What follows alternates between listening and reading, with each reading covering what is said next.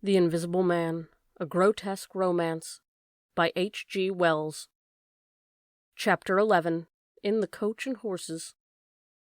Now, in order clearly to understand what had happened in the inn, it is necessary to go back to the moment when Mr. Marvel first came into view of Mr. Huckster's window.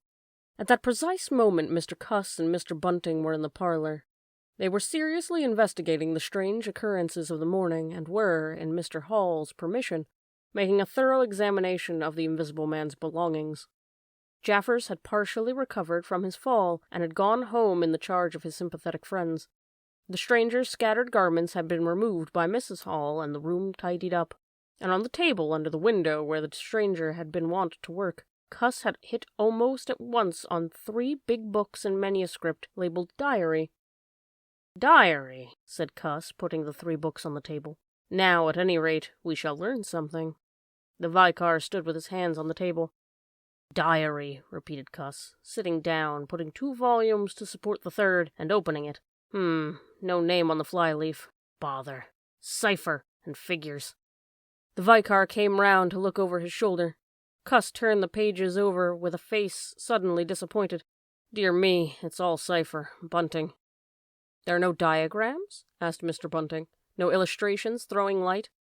"See for yourself," said Mr. Cuss. "Some of it's mathematical, and some of it's Russian or some such language, to judge by the letters, and some of it's Greek. Now the Greek, I thought you—" "Course," said Mr. Bunting, taking out and wiping his spectacles and feeling suddenly very uncomfortable, for he had no Greek left in his mind worth talking about. "Yes, the Greek, of course, may furnish a clue. I'll find you a place. I'd rather glance through the volumes first," said Mr. Bunting, still wiping.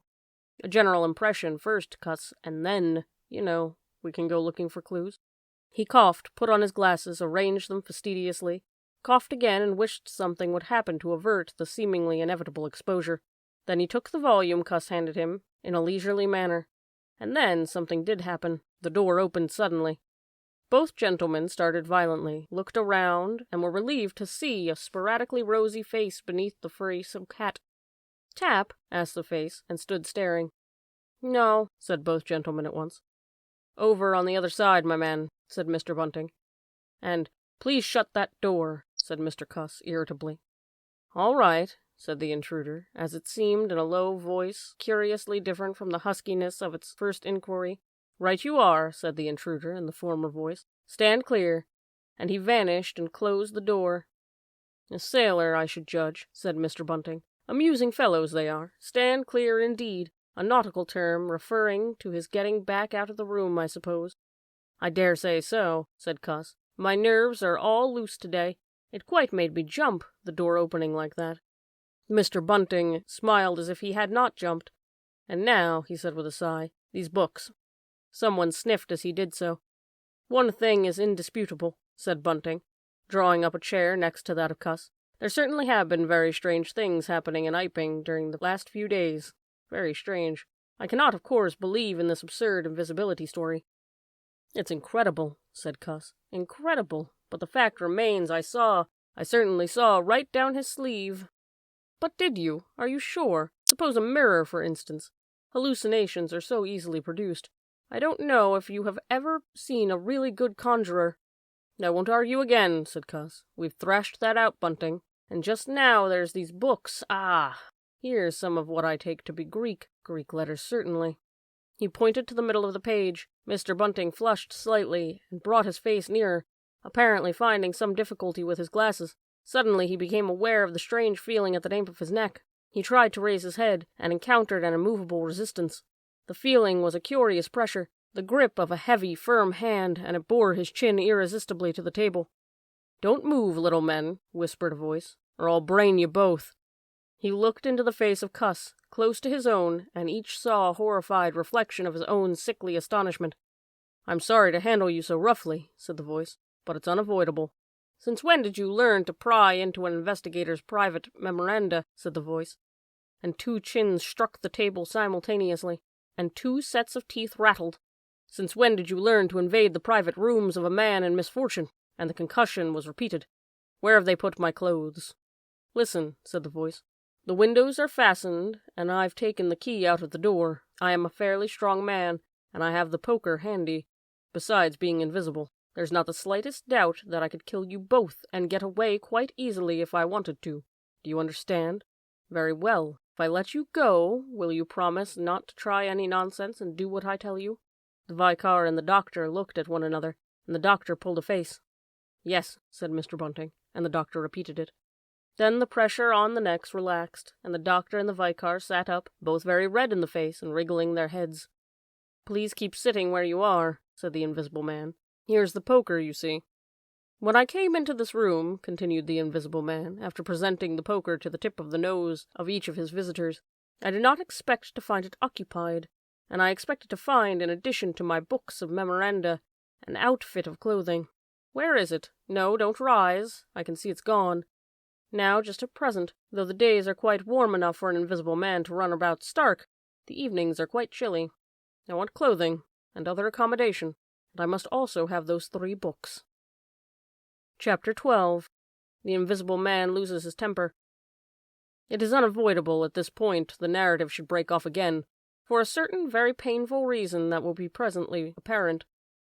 While these things were going on in the parlor, and while Mr. Huckster was watching Mr. Marvel smoking his pipe against the gate, not a dozen yards away were Mr. Hall and Teddy Henfrey discussing in a state of cloudy puzzlement the one iping topic. Suddenly there came a violent thud against the door of the parlor, a sharp cry, and then silence. "Hello," said Teddy Henfrey. "Hello," from the tap. Mr. Hall took things in slowly but surely. "That ain't right," he said, and came round from behind the bar towards the parlor door. He and Teddy approached the door together, with intent faces, their eyes considered. "Something wrong," said Hall, and Henfrey nodded agreement. Whiffs of an unpleasant chemical odor met them, and there was a muffled sound of conversation, very rapid and subdued. "You all right there?" asked Hall, rapping. The muttered conversation ceased abruptly. For a moment's silence, then the conversation was resumed. In hissing whispers, then a sharp cry of, "No, no, you don't!" There came a sudden motion, and the oversetting of a chair, a brief struggle, silence again.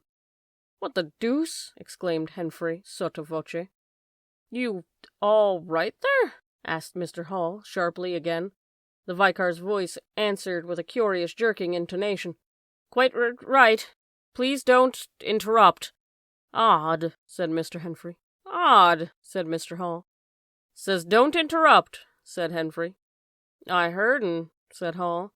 "And a sniff," said Henfrey. They remained listening.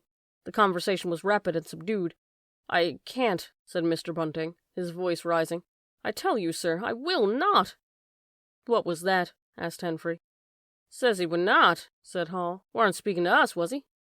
"Disgraceful," said Mr. Bunting within. "Disgraceful," said Mr. Henfrey. "I heard it, distinct." "Who's that speaking now?"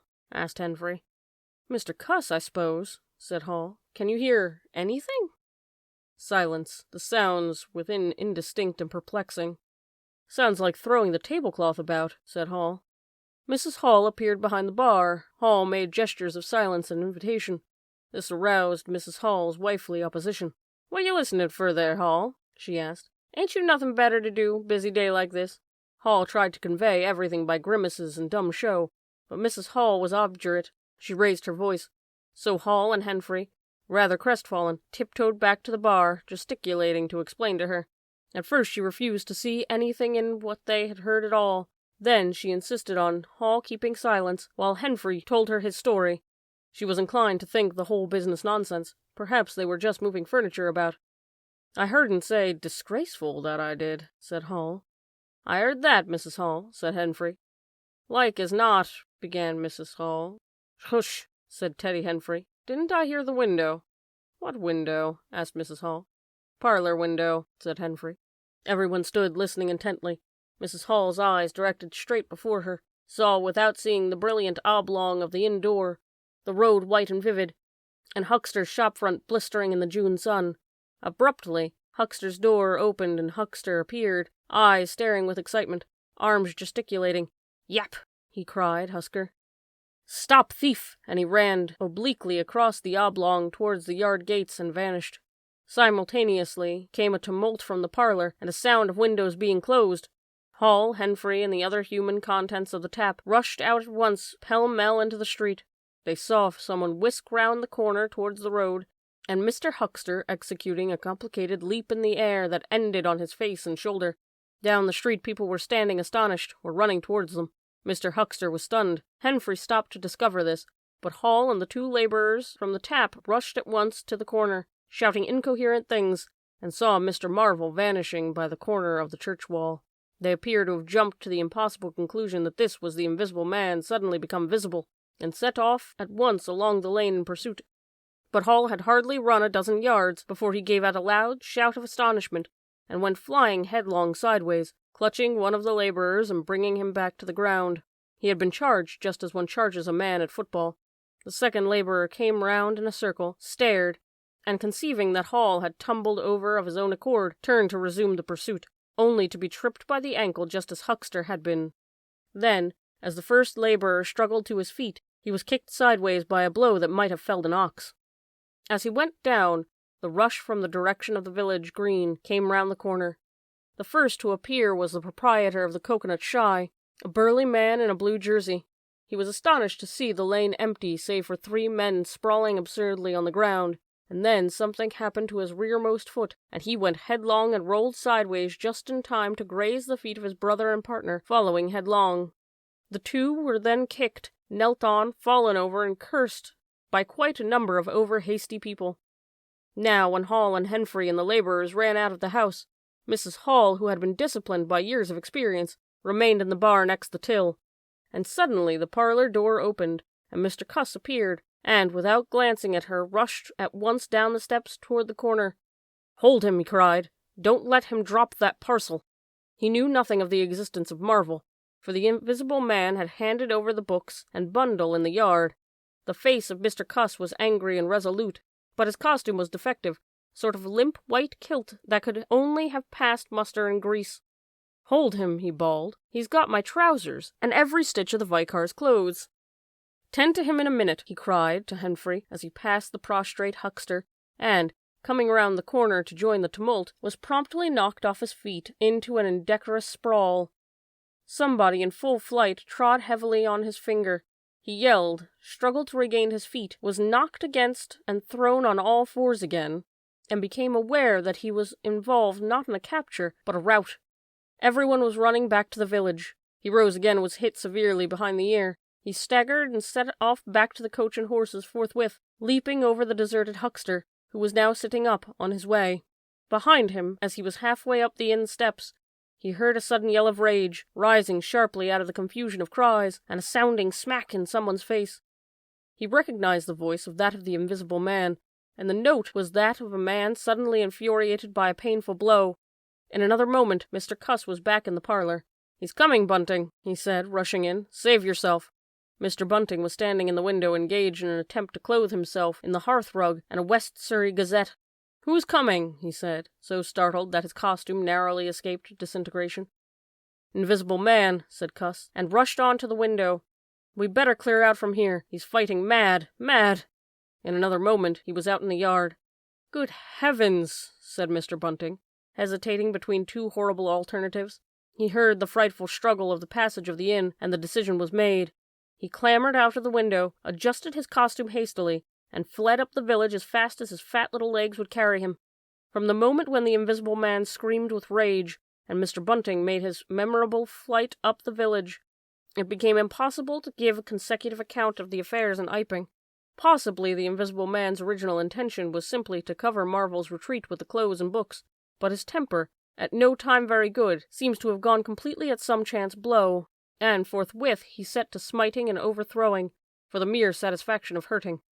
You must figure the street full of running figures, of doors slamming and fights for hiding places. You must figure the tumult suddenly striking on the unstoppable equilibrium of old Fletcher's planks and 2 chairs, with cataclysmic results. You must figure an appalled couple caught dismally in a swing, and then the whole tumultuous rush has passed, and Iping Street with its guards and flags is deserted save for the still raging unseen, and littered with coconuts, overthrown canvas screens, and the scattered stock in the trade of a sweet-stuff stall. Everywhere there is the sound of closing shutters and shoving bolts, and only visible humanity is the occasional flitting eye under a raised eyebrow in the corner of a window pane. The Invisible Man amused himself for a while by breaking all the windows in the Coach and Horses, and then he thrust a street lamp through the parlor window of Mrs. Gibble. He it must have been who cut the telegraph wire to Atterdene, just beyond Higgins' cottage on the Atterdene road, and after that, as his peculiar qualities allowed, he passed out of human perceptions altogether, and he was neither heard, seen, nor felt in Iping any more. He vanished absolutely. But it was the best part of 2 hours before any human being ventured out again into the desolation of Iping Street. Chapter 13. Mr. Marvel discusses his resignation. When the dusk was gathering and Iping was just beginning to peep timorously forth again upon the shattered wreckage of its bank holiday, a short, thick-set man in a sabby silk hat was marching painfully through the twilight behind the beech woods on the road to Bramblehurst. He carried 3 books bound together by some sort of ornamental elastic ligature, and a bundle wrapped in a blue tablecloth. His rubicund face expressed consternation and fatigue. He appeared to be in a spasmodic sort of hurry. He was accompanied by the voice other than his own, and ever and again he winced under the touch of unseen hands. "If you give me the slip again," said the voice, "if you attempt to give me the slip again—" "Lord," said Mr. Marvel, "that shoulder's a mass of bruises, it is." "On my honor," said the voice, "I will kill you."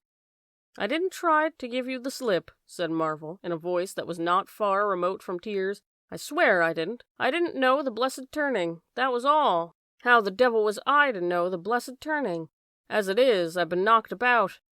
"You'll get knocked about a great deal more if you don't mind," said the voice, and Mr. Marvel abruptly became silent. He blew out his cheeks, and his eyes were eloquent of despair. "It's bad enough to let these floundering yokels explode my secret without your cutting off my books. It's lucky for some of them they cut and ran when they did. Here I am. No one knew I was invisible. And now what am I to do?" "What am I to do?" asked Marvel, sotto voce. "It's all about. It will be in the papers. Everyone will be looking for me. Everyone on their guard." The voice broke off into vivid curses and ceased. The despair of Mr. Marvel's face deepened, and his pace slackened. "Go on," said the voice. Mr. Marvel's face assumed a grayish tint between the ruddier patches. "Don't drop those books, stupid," said the voice sharply, overtaking him. "The fact is," said the voice, "I shall have to make use of you. You're a poor tool, but I must." "I'm a miserable tool," said Marvel. "You are," said the voice. "I'm the worst possible tool you could have," said Marvel. "I'm not strong," he said after discouraging silence. "I'm not overstrong," he repeated. "No? And my heart's weak. That little business, I pulled it through, of course, but bless you, I could have dropped." "Well?" "I haven't the nerve or strength for the sort of thing you want. I'll stimulate you. I wish you wouldn't. I wouldn't like to mess up your plans, you know, but I might, out of sheer funk and misery."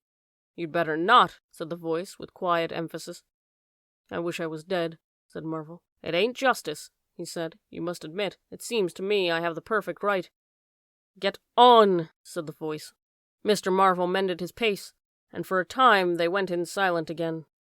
"It's devilish hard," said Mr. Marvel. This was quite ineffectual. He tried another tack. "What do I make by it?" he began again in a tone of unendurable wrong. "Oh, shut up," said the voice, with sudden, amazing vigor. "I'll see to you all right. You do what you're told. You do it all right. You're a fool and all that, but you'll do."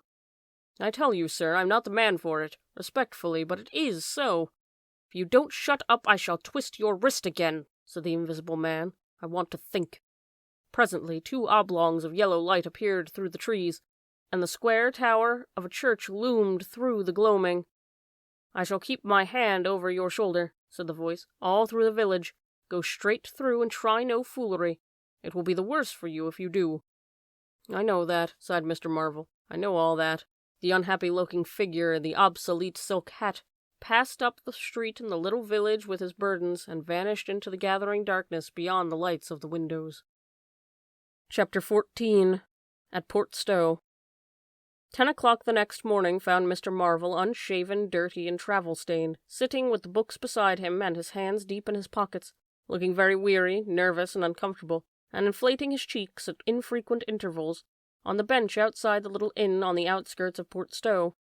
Beside him were the books, but now they were tied with string. The bundle had been abandoned in the pine woods beyond Bramblehurst, in accordance with a change in the plans of the Invisible Man. Mr. Marvel sat on the bench, and although no one took the slightest notice of him, his agitation remained at fever heat. His hands would go ever and again to his various pockets with a curious nervous fumbling. When he had been sitting for the best part of an hour, however, an elderly mariner, carrying a newspaper, came out of the inn and sat down beside him. "Pleasant day," said the mariner. Mr. Marvel glanced about him with something very like terror. "Very," he said. "Just seasonable weather for the time of year," said the mariner, taking no denial. "Quite," said Mr. Marvel. The mariner produced a toothpick, and, saving his regard, was engrossed thereby for some minutes. His eyes, meanwhile, were at the library to examine Mr. Marvel's dusty figure and the books beside him. As he had approached Mr. Marvel, he had heard a sound like the dropping of coins into a pocket. He was struck by the contrast of Mr. Marvel's appearance with the suggestion of opulence. Thence his mind wandered back again to a topic that had taken a curiously firm hold of his imagination. "Books," he said suddenly, noisily finishing with his toothpick. Mr. Marvel stared and looked at them. "Oh, yes," he said. "Yes, they're books." "There's some extraordinary things in books," said the mariner. "I believe you," said Mr. Marvel. "And some extraordinary things out of 'em," said the mariner. "True, likewise," said Mr. Marvel. He eyed his interlocutor, and then glanced about him. "There are some extraordinary things in newspapers, for example," said the mariner. "There are." "In this newspaper," said the mariner. "Ah," said Mr. Marvel. "There's a story," said the mariner, fixing Mr. Marvel with an eye that was firm and deliberate. "There's a story about an invisible man, for instance." Mr. Marvel pulled his mouth askew and scratched his cheek and felt his ears glowing. "What will they be writing next?" he asked faintly. "Austria or America?" "Neither," said the mariner. "Here." "Lord!" said Mr. Marvel, starting. "When I say here," said the mariner, to Mr. Marvel's intense relief, "I don't of course mean in this place. I mean hereabouts." "An invisible man," said Mr. Marvel. "And what's he been up to?" "Everything," said the mariner, controlling Marvel with his eye, and then amplifying. "Every blessed thing." "I ain't seen a paper these 4 days," said Marvel. "Iping's the place he started at," said the mariner. "Indeed," said Mr. Marvel. "He started here, and where he came from, nobody don't seem to know. Here it is, peculiar story from Iping, and it says in this paper that the evidence is extraordinary strong. Extraordinary." "Lord," said Mr. Marvel, "but then it's an extraordinary story. There's a clergyman and a medical gent witnesses. Saw him all right and proper, or at least didn't see him. He was staying, it says, at the Coach and Horses, and no one don't seem to have been proper aware of his misfortune. It says, aware of his misfortune, until an altercation in the inn, it says. His bandages on his head was torn off. It was then observed that his head was invisible. Attempts were at once made to secure him, but casting off his garments, it says, he succeeded in escaping, but not until after a desperate struggle, in which he had inflicted serious injuries, it says, on our unworthy and able constable, Mr. J.A. Jaffers. Pretty straight story, eh? Names and everything." "Lord," said Mr. Marvel, looking nervously about him, trying to count the money in his pockets by his unaided sense of touch, and full of a strange and novel idea. "It sounds most astonishing." "Don't it? Extraordinary, I call it. Never heard tell of an invisible men before, I haven't. But nowadays one hears such of a lot of extraordinary things that—" "That all he did?" asked Marvel, trying to seem at ease. "It's enough, ain't it?" said the mariner. "Didn't go back by any chance?" asked Marvel. "Just escaped and that's all, eh?" "All?" said the mariner. "Why, ain't it enough?" "Quite enough," said Marvel. "I should think it was enough," said the mariner. "I should think it was enough." "He didn't have any pals. It doesn't say he had any pals, does it?" asked Mr. Marvel, anxious. "Ain't one of a sort enough for you?" asked the mariner. "No, thank heaven, as one might say, he didn't." He nodded his head slowly. "It makes me regular uncomfortable, the bare thought of a chap running about the country.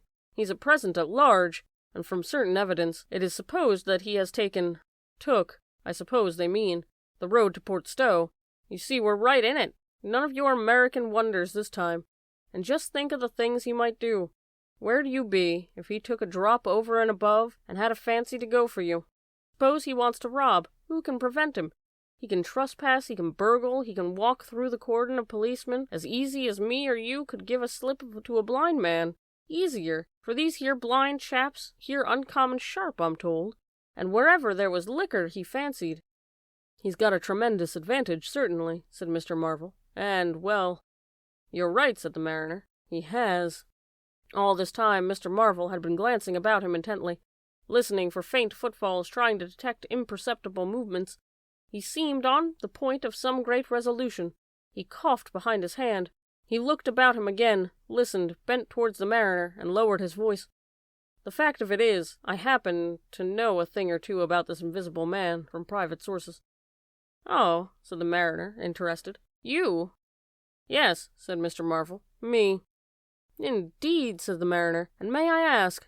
You'll be astonished, said Mr. Marvel behind his hand. It's tremendous. Indeed, said the mariner. The fact is, began Mr. Marvel eagerly, in a confidential tone. Suddenly his expression changed marvelously. Ow, he said. He rose stiffly in his seat. His face was eloquent of physical suffering. Wow, he said. What's up? Said the mariner, concerned. Toothache, said Mr. Marvel, and put his hand to his ear. He caught hold of his books. I must be getting on, I think, he said. He edged in a curious way along the seat from his interlocutor. But you was just a-going to tell me about this here invisible man, protested the mariner.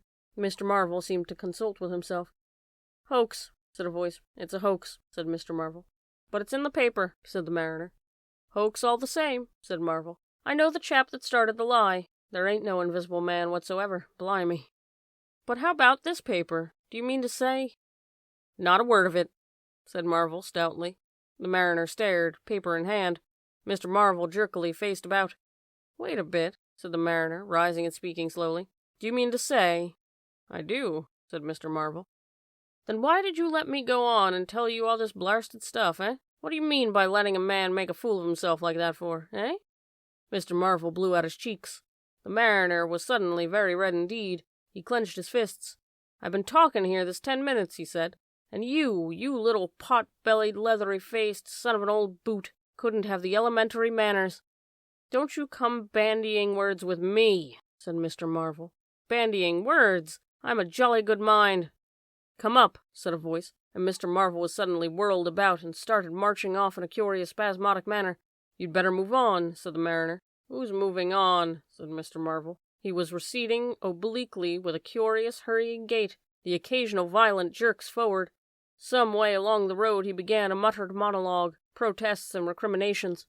You silly devil, said the mariner, legs wide apart, elbows akimbo, watching the receding figure.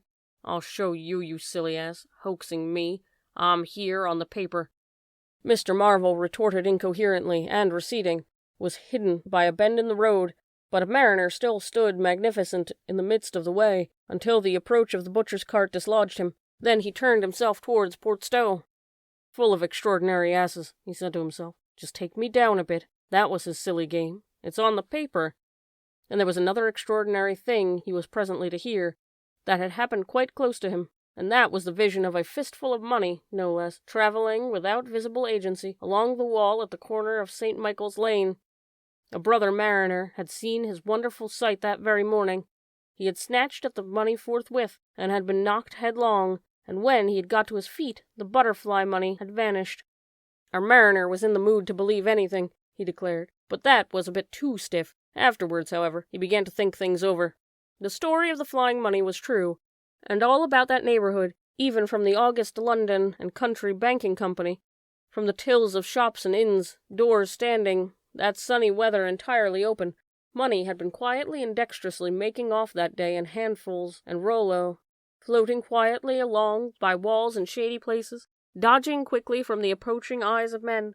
And it had, though no man had traced it, invariably ended its mysterious flight in the pocket of that agitated gentleman in the obsolete silk hat, sitting outside the little inn in the outskirts of Port Stowe.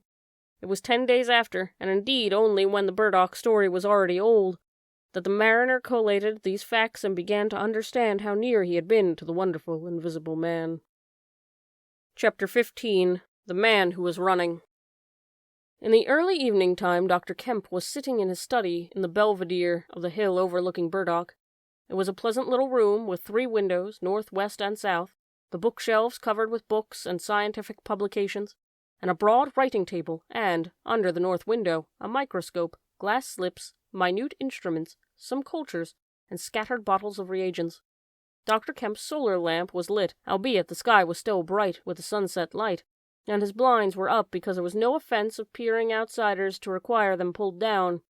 Dr. Kemp was a tall, slender young man with flaxen hair and a mustache almost white, and the work he was upon would earn him, he hoped, the fellowship of Royal Society, and so highly did he think of it.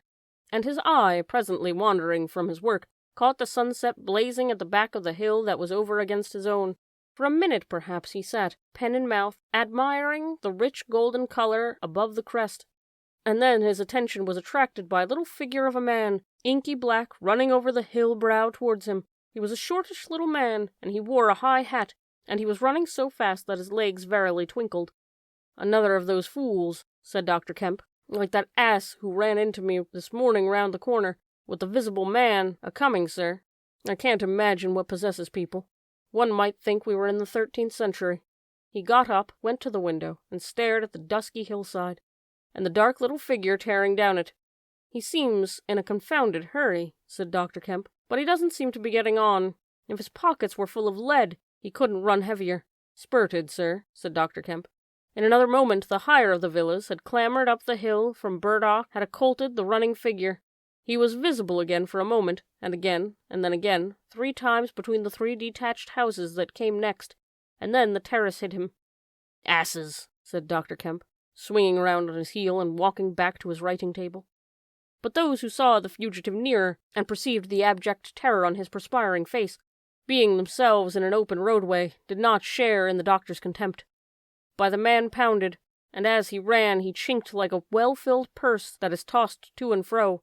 He looked neither to the right nor to the left, but his dilated eyes stared straight downhill to where the lamps were being lit, and the people were crowded in the street, and his ill-shaped mouth fell apart, and a glary foam lay on his lips, and his breath came hoarse and noisy. All he passed stopped and began staring up the road and down, and interrogating one another with an inkling of discomfort for the reason of his haste. And then presently, far up on the hill, a dog playing in the road yelped and ran under the gate, and as they still wondered something, a wind, pad, pad, pad, sound like panting breathing, rushed by. People screamed, people sprang off the pavement, passed in shouts, and passed in instinct down the hill.